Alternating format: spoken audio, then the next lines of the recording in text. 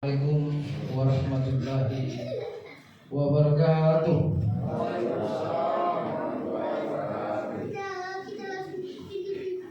Innal hamdalillah nahmaduhu wa nusallim ala rasulillahil karim.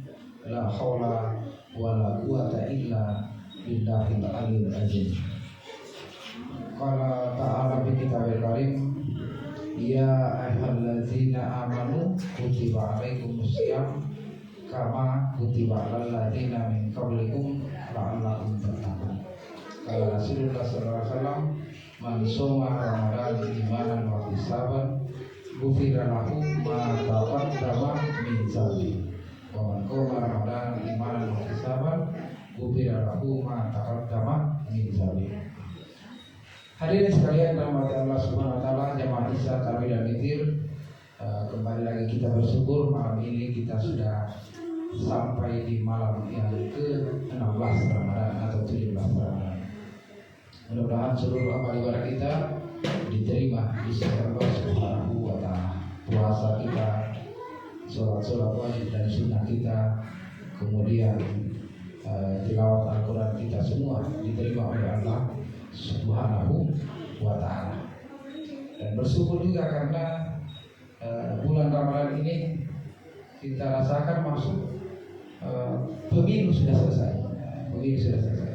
Kita dapat bayangkan seandainya pemilu belum selesai pada bulan Ramadan, mungkin Panwas akan mengintai semua masjid.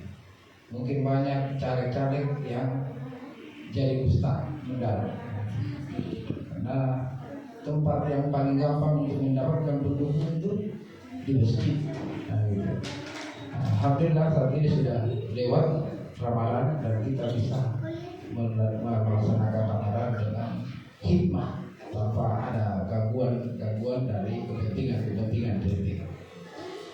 Rasulullah SAW bersabda, kullu amali bani Adam yudha'aful hasan asri amsali ila sami'ati.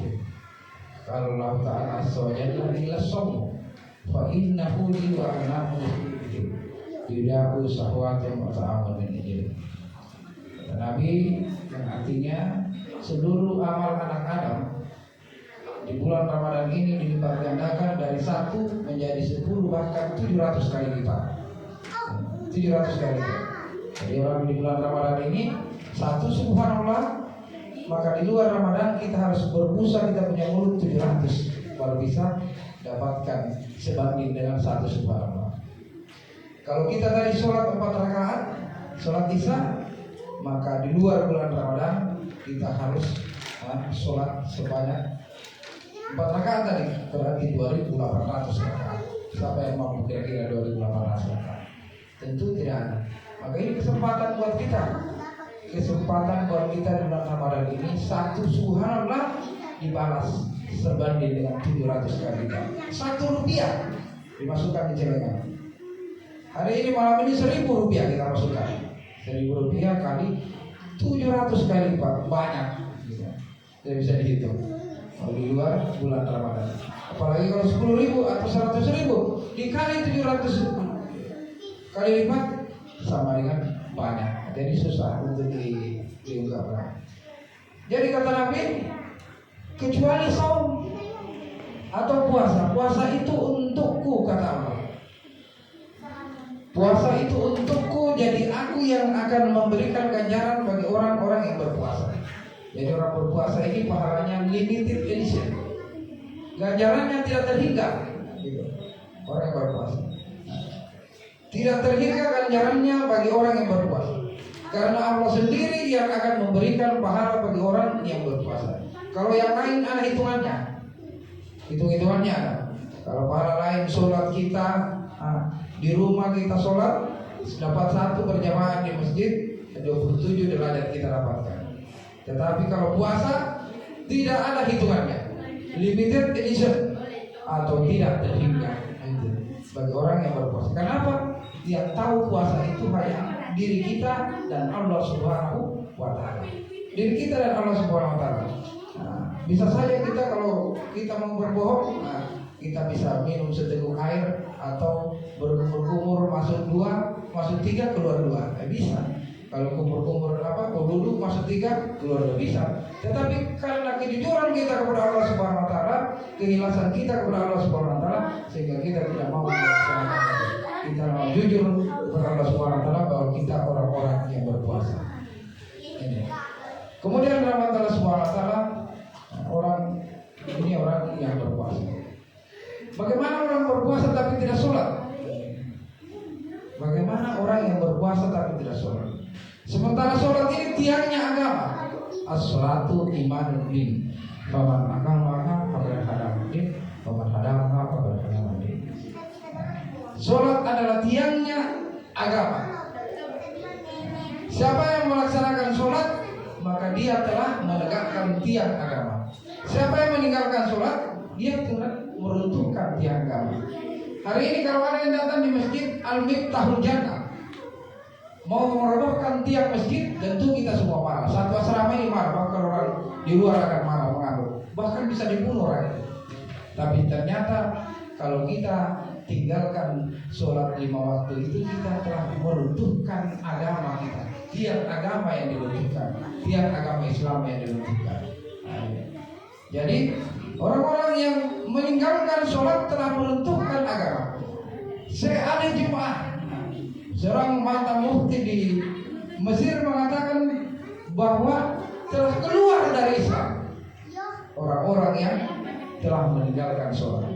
Jadi kalau dia sholat, puasa dengan sholat, berarti sama dengan orang non muslim yang puasa. Jadi puasa ini sama dengan angka 1 di depan 0. Kalau 1000 di depan 1 itu adalah puasa. Kalau tidak ada angka 1, maka nilainya 0 semua. Nilainya 0 semua. Jadi dia biar 100.000, 1 triliun, nolnya berturut-turut dari sini sampai ke Polres sana. Tapi kalau tidak ada satunya di depan, maka 0, hitungannya 0. Tapi kalau ada satunya di depan, maka nilainya banyak. Karena Rasulullah SAW sampaikan, inna awwalu ma yuhasabihi abdu yawmal qiyamati min amali sholati. Fa in saluhat faqad haqqa man jaa wa in fasadat faqad haba wa hasira. Bahwa sesungguhnya yang pertama kali dihisab kelak di hari kemudian itu sholat. Sholat yang dihisab, bukan amalan-amalan lain. Yang pertama kali dihisab di hari kemudian itu adalah sholat. Sholat di waktu. Kalau baik sholatnya, maka baik, beruntung dan baik pula. Kalau buruk dia pada sholat, maka dia akan merugi dan celaka. Merugi dan celaka dia. Allah Subhanahu wa taala berfirman, periksa dia, periksa sholatnya. Kalau ada kekurangan sholatnya, maka periksa sholat-sholat sunnahnya. Periksa sholat-sholat sunnahnya. Siapa tahu dengan sholat-sholat sunnah kita bisa menutupi kekurangan kita di sholat wajib kita. Jadi yang pertama kali dihisab adalah sholat. Maka ini sangat merugi kita orang-orang yang senantiasa taat puasa, rajin tarawih, tapi meninggalkan sholat, sangat merugi. Karena sholat kata Nabi seperti kepala pada badan. Seperti kepala pada badan. Anda bayangkan sekalian, jamaah sekalian, kalau di jam 2 malam datang ke rumah, ketuk-ketuk pintu rumah dalam keadaan gelap jam 2 malam, kita buka, ternyata yang di luar, yang di depan berdiri ini tidak ada tangannya, berarti manusia yang butuh tangan. Kita buka, tidak ada kakinya, ternyata manusia yang bijak. Tidak ada telinganya, tetap manusia. Tapi kalau tidak ada kepalanya, kita buka tengah malam, berarti dia pocong, bukan manusia. Itulah ibarat manusia yang tidak ada sholat. Itulah ibaratnya manusia yang tidak melaksanakan sholat. Kata Nabi, seperti kepala pada badan. Seperti kepala pada badan. Dia seperti orang yang berjalan tidak ada kepalanya. Berarti bukan manusia. Jadi ini bukan manusia. Jadi hati-hati kita, orang-orang yang senantiasa meninggalkan sholat. Ini pelajaran buat kita. Kemudian pendapat Syekh Ali Jemaah yang kedua, kalau dia sah puasanya, tetapi tetap dia telah berdosa yang sangat besar. Karena orang yang telah meninggalkan sholat itu adalah orang yang menentukan Islam dan juga mengundang 60-70 bencana di kampungnya. Jadi 60-70 bencana di kampungnya. Suatu hari seorang sahabat bertanya kepada Nabi, "Ya Rasulullah, di rumah saya tidak ada keberkahan ya. Tidak ada keberkahan di rumah saya. Sering bertengkar kita, kekurangan sana sini." Kata Nabi, "Kamu sholat 5 waktu." "Sholat ya." "Istri kamu sholat?" Maka Nabi katakan, "Sesungguhnya di depan rumahmu setiap saat orang lewat orang-orang yang tidak sholat." Bahaya ini.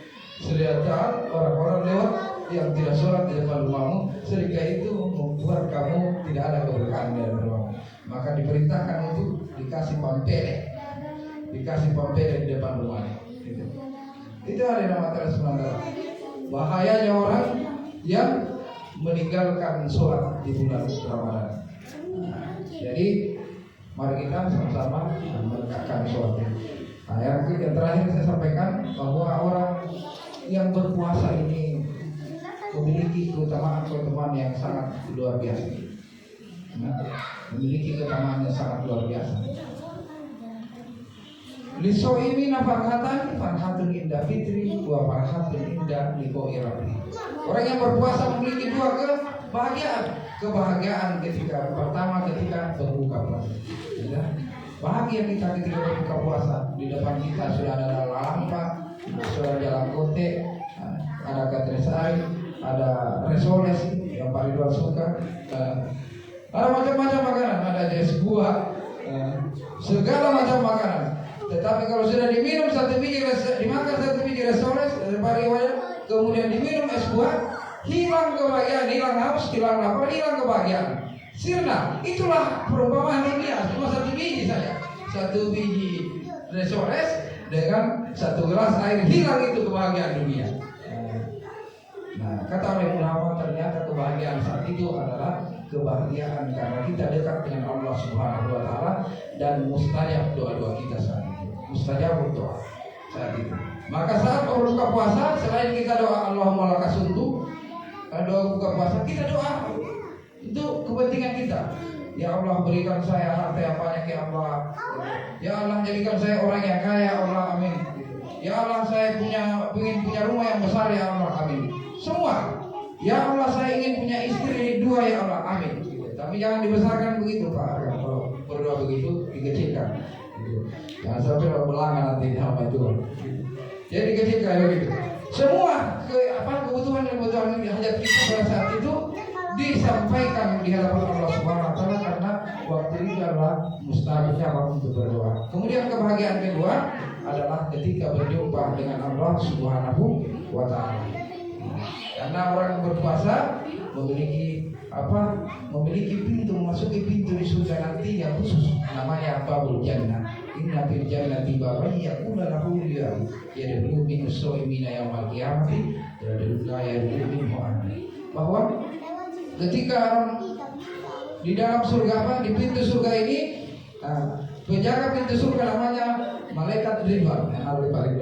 Malaikat Ridwan memanggil orang yang berpuasa masuk. Selain orang berpuasa tidak boleh masuk di sini, walaupun dia banyak sholatnya, banyak sedekahnya, banyak zikirnya, banyak zakatnya, baik sama orang, tetapi di tempat babul jannah itu, pintu jannah itu, surga yang bernama pintu babul jannah tidak bisa dimasuki oleh orang-orang selain orang yang berpuasa. Khusus orang-orang yang berpuasa saja. Khusus orang berpuasa. Setelah masuk semua orang berpuasa, ditutup kembali pintu surga itu dan tidak ada lagi orang yang boleh masuk selain orang yang berpuasa. Ini yang dirahmati Allah Subhanahu wa taala. Sedikit kultur kita malam ini tentang keistimewaan orang berpuasa dan juga bahaya bagi orang-orang yang meninggalkan sholat. Terakhir hadirin Allah Subhanahu wa taala, ini anggota semua kayaknya di sini. Jadi tidak perlu dibol nanti karena semua anggota. Kemudian kita lanjut dengan sholat tarawih saja. Wabillahi taufiq wal hidayah. Wassalamualaikum warahmatullahi wabarakatuh.